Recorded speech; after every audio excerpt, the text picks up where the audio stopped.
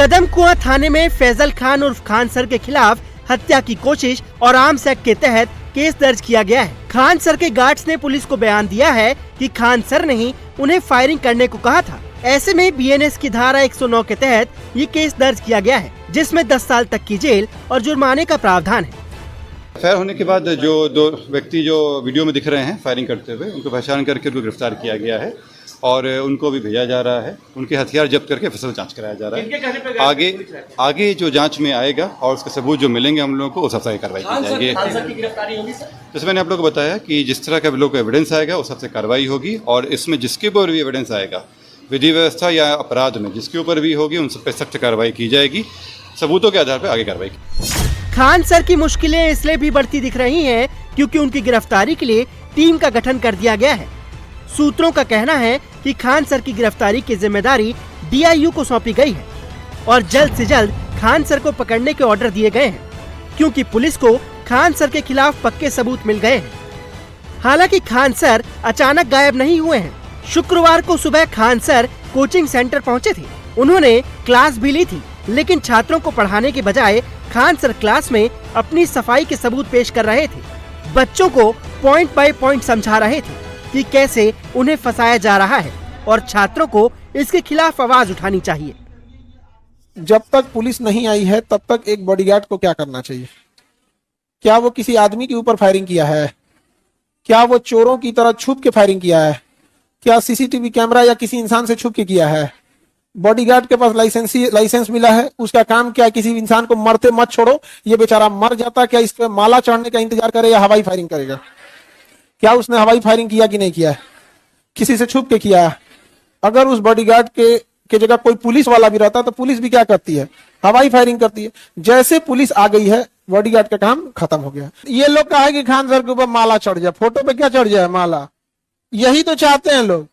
अरे पागलों, मेरे भाई लोग, एक बात बता यार, वो हमला किसके ऊपर करने आया है? हमारे ऊपर। दिन में आया कि रात में? रात।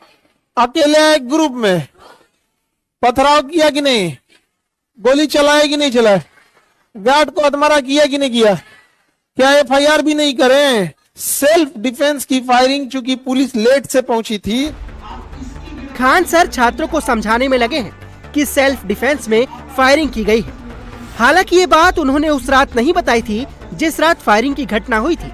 उस रात तो खान सर ने सीधा आरोप लगा दिया था कि 8 से 10 राउंड फायरिंग की गई है और वो फायरिंग ज्ञान बिंदु कोचिंग सेंटर के मालिक ने करवाई है। अभी इन लोग का बस यही है कि इतने कम फीस में नहीं पढ़ाया जाए और इतने हजारों संख्या में जो रिजल्ट आता है, पूरी तरह से इतनी गोली चलाने लगे। 10 मिनट में ऐसा लगा कि जैसे अफरा तफरी होके रख गया। यहाँ पर 8-10 राउंड तो हम देखे हैं। यहाँ पे 8-10 राउंड हम देखे हैं। खान सर ने छात्रों को जो समझाया उसका असर तुरंत दिखा। छात्रों ने खान सर के खिलाफ एक्शन का विरोध किया। तर्क वही दिए जो खान सर ने क्लास में पढ़ाए थे। छात्रों ने खान सर को निर्दोष बताया। जैसे उनका गिरफ्तारी हुआ, उनका लड़का आंदोलन किया, वैसे हम लोग भी शांतिपूर्वक आंदोलन करेंगे। उनका अगर गिरफ्तारी होता है तो आप ऐसे कैसे कह देंगे कि आप हमारे घर पे आए, ईंटा पत्थर मारे, अब हम अपने बचाव के लिए अपना लाइसेंसी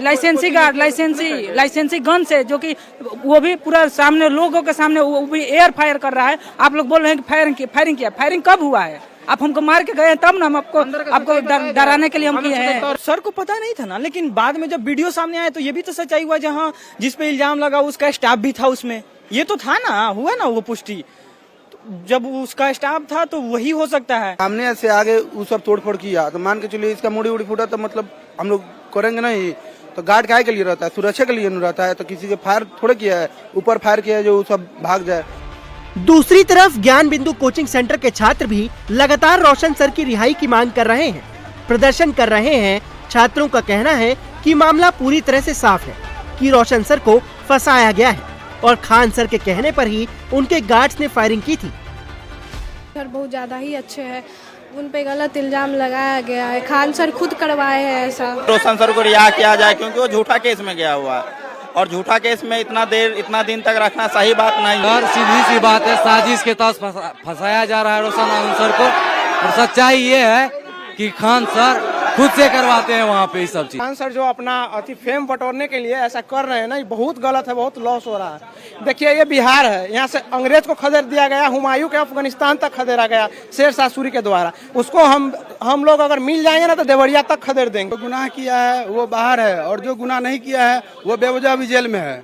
अभी खान सर ने गोलीबारी की बात की है, खुद उन्होंने गोली चलवाया और सारे इल्जाम रोशन सर पे थोप पे और उसको अंदर कर दिया। अब इसलिए बात है, हम लोग सोचते हैं कि जल्दी से जल्दी उसको रिहा किया जाए।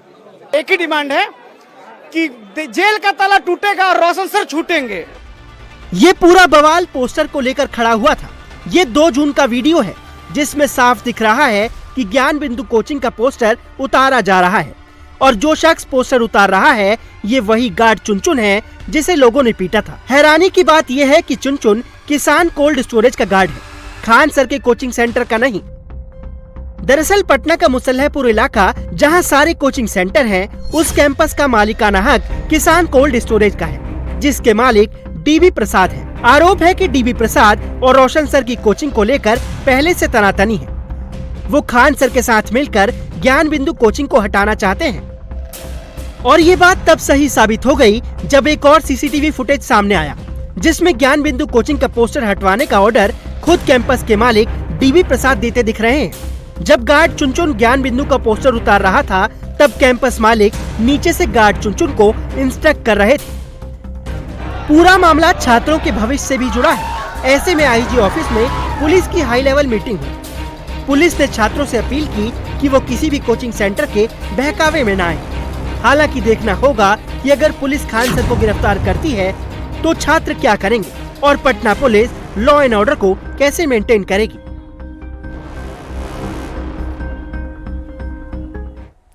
एक तरफ खान ग्लोबल स्टडीज के संस्थापक खान सर की मुश्किलें बढ़ रही हैं तो दूसरी तरफ उनके पैतृक गांव में लोगों ने बड़ा आरोप लगाया। खान सर के पैतृक गांव भाटपारानी से लोगों ने बताया कि खान सर का नाता शुरू से ही विवादों से रहा है। खान सर के चाचा इमरान ने कहा कि खान सर बच्चों की जिंदगी से खिलवाड़ कर रहे हैं और खान सर ने ही फायरिंग करवाई होगी ताकि लोगों के बीच चर्चा में रहें। उस रिश्ते में मैं चाचा लगता हूँ।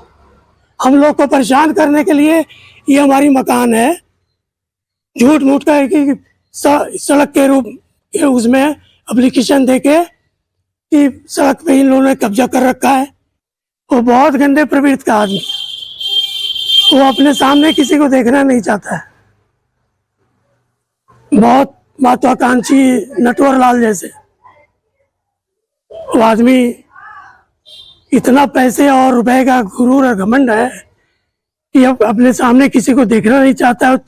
ये सब अपने आप को भगवान समझ लिया है और मासूम छात्र जो उसके क्लासेस करते हैं यूट्यूब पर या कोचिंग में क्लासेस करते हैं उसके इस साजिश को समझ नहीं पाते हैं। इतने घटिया स्तर की कोचिंग उसके यहाँ होती है, क्या वही पढ़ के उसी के यहाँ से वो लोग IAS PCS बनेंगे? एक पुलिस में चयन होता है तो कहता है कि 10 लोग हो गए, 20 लोग हो गए, ये नटवर लाल ये कर सकता है, ये उसी की साजिश है। वो जानबूझ के उसने फायरिंग करवाया कि हमको व्यूज मिलेगा और हमारी धमक बनेगी, प्रशासन हमको तवज्जो देगा और दूसरे की कोचिंग समाप्त हो जाएगी। इस आदमी को कड़ी से कड़ी सजा होनी चाहिए, इसकी जमानत नहीं होनी चाहिए। ये कोचिंग माफिया है। खान सर के चाचा के अलावा गांव के और भी लोगों ने खान सर पर गंभीर आरोप लगाए। लोगों का कहना है कि फैसल खान का परिवार गांव भर के लोगों को धमकाता है, ऊंची पहुंच की धमकी देते हैं और कई कामों में तो रुकावट तक पैदा करते हैं। तो इधर का उधर बतियाते ही हैं। मेरे मोहल्ले में विंध्यवासिनी कॉलोनी में उनके पिताजी जमीन ले लिए, उसके बाद वो सड़क और के निर्माण के लेके मेरा छड़ की ढावा दिए। यही नहीं, उनके पटीदार हैं उनका ढावा दिए, मेरा ढावा दिए, 2 और लोग के ढावा दिए। उसके बाद कह रहे हैं कि मैं यहाँ इलाहाबाद जाऊँगा, यहाँ वहाँ लड़ूंगा। उसके बाद कह रहे हैं कि लेखपाल को किसको घूस दे के 2 साल से लगे थे वो ढावाने के लिए, क्योंकि वो पैसे के बल से उनका अहम इतना है उनके पिताजी का कि क्षेत्र में कहते हैं कि मेरे जैसा कोई धनिये नहीं है। फायरिंग की बात यह है कि अपनी TRP बनाने के लिए कुछ भी आदमी कर सकता है। मामूली नाली बन रही थी सर यहाँ पे हमारे वार्ड में, और उस नाली को खान सर द्वारा रोक दिया गया था। अब इससे ज़्यादा मैं क्या कहूँ। नगर पंचायत की नियम सबके लिए सामान्य है, उनके लिए भी सामान्य है। नगर पंचायत की नियम दूसरे पर लागू होती है, दूसरे की बाउंड्री नगर पंचायत के नियम के तहत वो गिरवा सकते हैं, लेकिन लेखपाल द्वारा नापा गया सड़क, उसके बाद नाली बननी थी तो 17 फीट पे नहीं बना, लेखपाल द्वारा नापने पे 13 फीट पे कंप्लायंस पे चलाया गया। उसके बाद भी उनकी रोक थी, जिद थी, ईगो बना लिए थे। हमको धमकाया जा रहा था, उस समय मैं सभासद हूँ यहाँ का, हमको भी धमकाया गया था कि ढेर ईगो मत पाला। तो कहीं ना कहीं ये दिख रहा है कि ये खान सर नहीं, अभिमान सर हैं।